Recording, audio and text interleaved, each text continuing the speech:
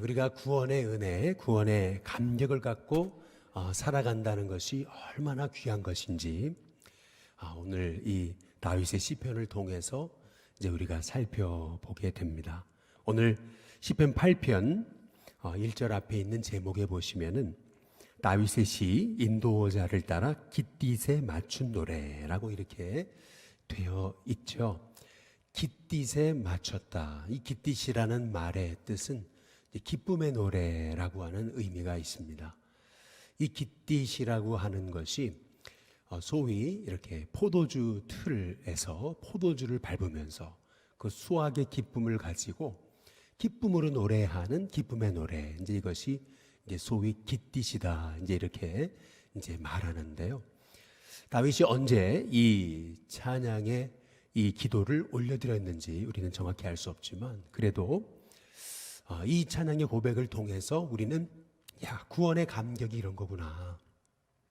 이렇게 은혜의 감격 속에 살아가는 사람의 고백이 이렇게 아름답구나라고 하는 사실을 우리가 이제 깨닫게 돼요. 우리 8장 1절에 보시면은 우리 다 함께 한번 구원의 감격과 하나님 만드신 이 우주 만물을 찬양하는 그런 마음으로 한번 1절 같이 한번 읽어보겠습니다. 같이 읽습니다. 시작. 여호와 우리 주여, 주의 이름이 온 땅에 어찌 그리 아름다운지요, 주의 영광이 하늘을 덮었나이다. 주님의 영광이 이제 하늘을 덮었습니다. 참 너무 멋진 고백이죠. 소련의 우리 전 세계의 최초의 우주인이라고 얘기하는 유리 가가린은 우주를 다녀온 다음에 지구는 푸르다. 그러나 하나님은 안 계신다. 어디에도 찾아볼 수 없다. 이제 이렇게 얘기를 했다죠. 그러나 미국의 그 우주 최초의 우주인이었던 글렌 중령은 이 우주를 다녀오고 나서 이런 얘기를 했다죠. 우주에 하나님의 영광이 충만하다. 우주 곳곳에서 하나님의 영광을 볼 수 있다. 이제 이렇게 고백했다고 그러죠. 똑같은 우주를 바라봐도 어떤 사람은 왜 이렇게 이 모양으로 세상을 만드셨을까? 라고 이제 말하는 사람이 있는 반면에 어떤 사람은 모든 그 사계절, 봄, 여름, 가을, 겨울 순간순간마다 하나님이 만드신 이 우주 만물을 보면서 주의 영광이 하늘을 덮었습니다. 이 감격과 고백을 가지고 이제 사는 사람이 또한 있더라라고 하는 거죠. 그래서 오늘 2절에 보시면은 다윗이 뭐라 그러냐면 주의 대적으로 말미암아 그 다음 뭐죠? 어린 아이들과 젖먹이들의 입으로. 이게 한 쌍이죠. 그렇죠? 그리고 어린 아이들과 젖먹이들의 입으로 권능을 세우시며 그러나 이는 원수들과 보복자들은 어떻게 돼요? 잠잠하게 하려 하심입니다. 여기 두 쌍의 그룹이 대조돼서 나오죠. 어린 아이들과 젖먹이 그리고 원수들과 보복자. 이 어린 아이들과 이 젖먹이라고 하는 표현 이게 참 너무나 귀한 말씀이에요. 이 어린 아이들과 젖먹이들의 입으로 하나님의 권능을 세우셨다. 이게 참 얼마나 기가 막힌 표현인지 모르는 거죠.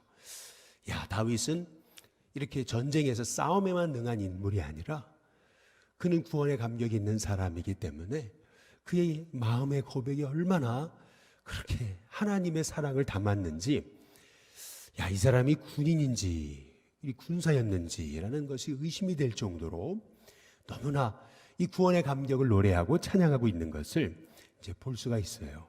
어린 아이들과 젖먹이들의 입으로 권능을 세우셨다. 이 어린 아이들이 세상을 보는 이 눈을 보면은요 깜짝깜짝 이제 놀래죠. 전에 사역할 때도 우리 유초등부 아이 하나가 예배를 드리는데 이 천사를 본 거죠. 뭐 이렇게 등에 이렇게 날개가 달렸는데 뭐 이렇게 설명을 하는데 애가 뭔지는 모르는데 그걸 봤다고. 이게 설명하는 걸 들어보니까 천사를 본 거죠. 아이들의 눈으로는요 우리 어른들이 보지 못하는 것들을 보는 거예요. 여주에 있을 때 제 아들이 주일학교를 다녀오고 나서 참 깊은 고민에 빠졌어요. 아빠 나 지옥에 가는 거 아니냐고. 근데 왜 그런가 봤더니 이 전도사님 설교가 이 아이의 마음에 엄청난 찔림이 된 거죠. 어른들은 뭐 그냥 설교 하나쯤을 가지고 이렇게 별로 이렇게 설교를 들어도 그냥 취할 거 취하고 버릴 거 버리고 이제 자기의 기분에 따라서 자기가 받아들일 것만 받아들이잖아요. 그런 아이들은 그렇지 않잖아요. 전도사님이 하시는 말씀이 내게 주시는 말씀이라 여기고, 야, 내가 천국 가야 되는데 이제 그 고민에 빠진 그 아이를 이제 보게 됐을 때 이 아이들이 얼마나 그 마음이 얼마나 순수하고 얼마나 그 마음이 깨끗한가라고 하는 것을 이제 알 수가 있는 거죠. 그 눈으로 하나님이 만드신 이 우주 만물을 바라볼 때 어린 아이들과 젖먹이의 입으로 하나님의 권능을 세우셨다. 그런데 반면에 원수들과 보복자들은 잠잠하게 하셨다. 원수들과 보복자라고 하는 말은 이 어린아이들과 젖먹이들을 대조하는 말씀이죠. 하나님을 부인하고 하나님을 무시하는 사람에게, 마음이 높아져 교만한 사람들에게는 하나님 만드신 우주 만물이 그들에게는 감격이 될 수 없다라고 하는 거죠. 그러나 반면에 이 어린아이와 같은 심정을 가진 사람에게는, 야, 이 하나님 만드신 우주 만물이 얼마나 아름다워요. 얼마나 이게 정말 하나님의 은혜고 찬양입니까? 그래서 3절에 보면은 주의 뭘로요?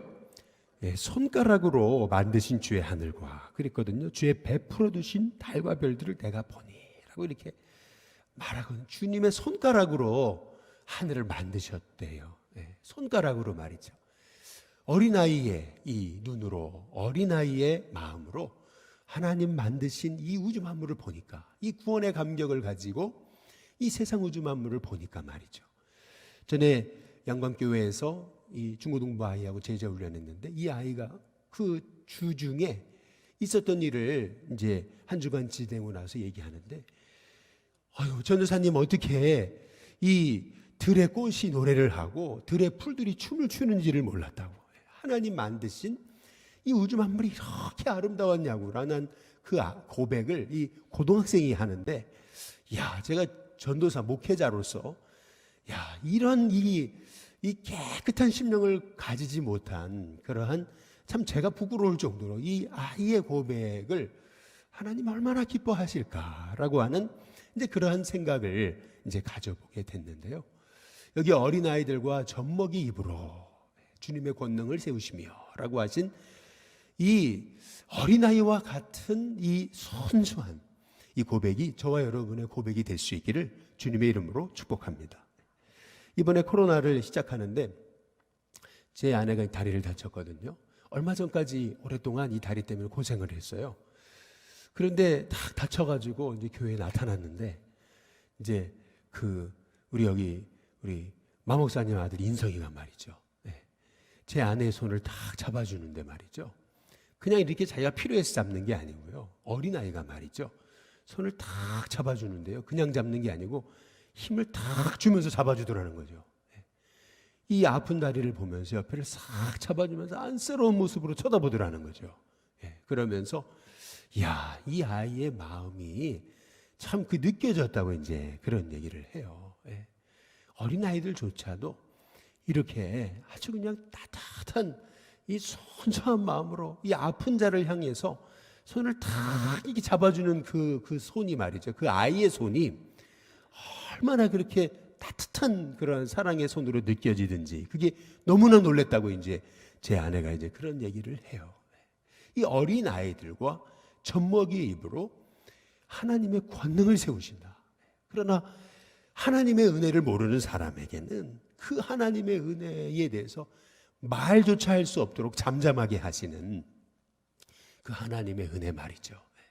그런데 단지 이것이 이 다윗이 그냥 우주 만물을 보면서 감탄하는 데서 끝났다면 오늘 이 시가 그렇게 아름다운 시는 아니죠. 오늘 시의 사실은 정말 이 기도의 이 찬송시의 핵심은 또 여기 있는 겁니다. 4절에 한번 보시면은 우리 같이 한번 읽어보겠습니다. 4절을 읽어보면 같이 한번 읽어보겠습니다. 함께 있습니다. 시작. 사람이 무엇이기에 주께서 그를 어떻게 하신다고요? 생각하시며. 인자가 무엇이기에 주께서 그를 어떻게 하신다고요? 돌보시나이까. 이 우주 만물을 바라보며 하나님 만드신 이 손가락으로 베푸신 하늘을 바라보면서 이 다윗이 느끼고 깨닫는 것은, 야, 사랑이 무엇이간데, 인자가 무엇이간데 주께서 우리를 생각하시고 우리를 돌보실까라고 하는 나같이 이렇게 비천한 사람을 이렇게 엄청난 하나님의 은혜로 나를 두르시는, 참 이 은혜를 생각할 때 어찌 이렇게 비천한 자를 하나님이 구원해 주시고 사랑해 주시는가. 이것이 실은 오늘 이 시편에서 우리가 만나야 될 그 하나님의 은혜에 대한 고백인 거거든요. 여기 5절에 보면은 이런 고백이 있죠. 뭐라 그러냐면, 하나님이 그를 뭐보다 조금 못하게 하세요? 하나님보다 조금 못하게 하셨다. 하나님보다 아주 조금 못하게 하셨다. 천사보다 못하게 하셨다라고 이렇게 번역이 되기도 했었죠. 그런데 그 원래적인 의미는 하나님보다 조금 못하게 하셨다. 이 개역개정 이 번역이 더 맞아요. 우리를 하나님보다 조금 못하게 하셨다. 그리고 그 다음 뭐라고 말하죠? 영화와 존귀로 어떻게 하셨다고요? 관을 씌우셨다. 영화와 이 존귀로 우리에게 관을 씌우셨다. 그 이유가 있는 거예요. 그 이유가 있는데 그 다음 절 같이 한번 읽어보겠습니다. 같이 있습니다. 시작. 주의 손으로 만드신 것을 어떻게 하셨어요? 다스리게 하시고 만물을 그의 발 아래 어떻게 하셨습니까?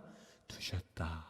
그의 발 아래 만물을 바로 우리가 다스리게 하시고, 이렇게 참 비천하고 연약한 우리에게 이 만물을 맡겨주시고 만물을 다스리시고 만물을 다스리고 만물을 이끌어가는 그러한 존재로 하나님이 우리를 부르셨다. 이제 이 고백을 하는 거거든요. 우리 창세기 1장에 그 28절에 보면 복을 주시며 우리를 만드시고 복을 주시며 생육하고 번성하고 땅에 충만하라.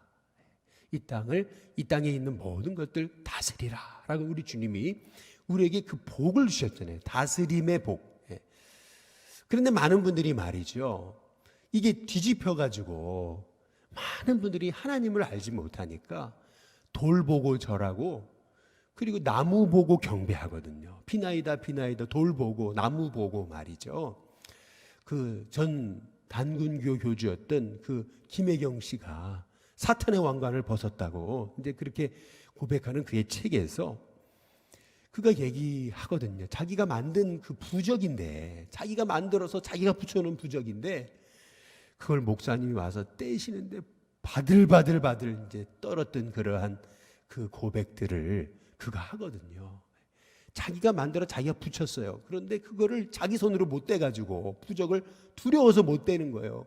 목사님 이제 은혜 받고 구원받아 교회 다니기 시작하면서 목사님이 가서 부적을 떼는데, 목사님 뒤에서 그 전 단군교 교주였다라는 사람이 목사님 뒤에 옷자락 뒤에서 옷을 붙잡고 바들바들 떨었던 그 자기 자신의 모습, 그게 말이에요. 얼마나 우리가 이제 어리석은 존재로 이 전락했는지, 하나님을 모르고 이 하나님의 이 놀라운 이 광대하신 이 놀라우신 그 구원의 은혜를 모르고 우리가 얼마나 이 세상에 묶여가지고 이 세상의 이 문제에 묶여가지고 말이죠, 이 자연 우주 만물 삼라만상을 다스리라고 하나님이 복을 주셨는데 오히려 그거에 매여 버렸어요. 거기에 묶여가지고 말이죠. 세상의 문제에 묶여가지고 말이죠.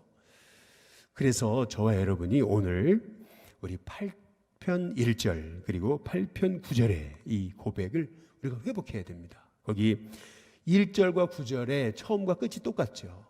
그래서 9절을 같이 한번 읽어보시면은 이런 거죠. 같이 한번 읽어보겠습니다. 함께 있습니다. 시작. 여호와 우리 주여, 주의 이름이 온 땅에, 그 다음 뭐예요? 어찌 그리 아름다운지요. 내게 주신 삶이 어찌 그리 행복한지요. 내게 주신 구원의 은혜가 어찌 그리 아름다운지요.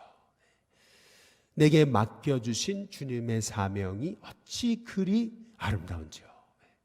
내게 허락하신 이 인생이 어찌나 그렇게 오묘하신지요. 이 달고 이 오묘한 하나님이 주신 이 구원의 은혜, 이 찬송을 우리가 잊어버리지 않을 때 정말 하루하루 이 하나님의 말씀을 통해서 이 닳고 오묘한 이 말씀을 내가 매일같이 묵상하고 마실 때, 먹고 마실 때마다 여호와 우리 주여 온 땅의 주의 이름이 어찌 그리 아름다운지요, 주의 영광이 이 하늘을 덮었습니다. 이 온 우주 만물을 바라보고 오늘 밖을 나가시면서 시원한 이 새벽바람을 맞이하시면서 하나님 오늘 이렇게 아름다운 이 자연 속에서 은혜 속에서 살게 하신 은혜를 찬양하고 감사할 때 아무리 힘들고 어려워도 그 자리에서 하나님의 은혜를 볼 수 있다면요, 하나님이 저와 여러분에게 정말 어떤 그 문제와 역경도 뛰어넘는 하나님의 은혜와 능력을 허락해 주실 것을 분명히 믿습니다. 아름다운 능력의 길 예수라고 하는 이제 책이 있어요. 그런데 이 다우만이라고 하는 이 선교사님은 이 이란에 가서 선교를 하다가 붙잡혀가지고 9개월간 고문을 당해요. 정말 그 사형 선고를 앞두고 있는 그런 사람처럼 얼마나 고문을 하든지 하나님 언제 나갑니까? 언제까지입니까? 늘 그거에만 관심이 있는데 하나님은 오히려 자기를 고문하는 사람에 대한 국률의 마음을 갖게 하시더라는 거죠. 참 이상하죠. 엎드려서 계속 기도하고 오히려 축복하는데 놀라운 것은 나중에 알게 된 사실, 밖에서 간수들이 얘기하는데 야, 그리스도인들은 이해를 할 수가 없어. 어떻게 저렇게 자기를 고문하는 사람을 위해 기도할 수 있느냐. 너무 이제 사람들이 이상해 하더라고요. 알고 보니까 그 감옥 안에다가 도청장치를 해놔가지고 뭘 얘기하는지 다 듣고 있었다는 거죠.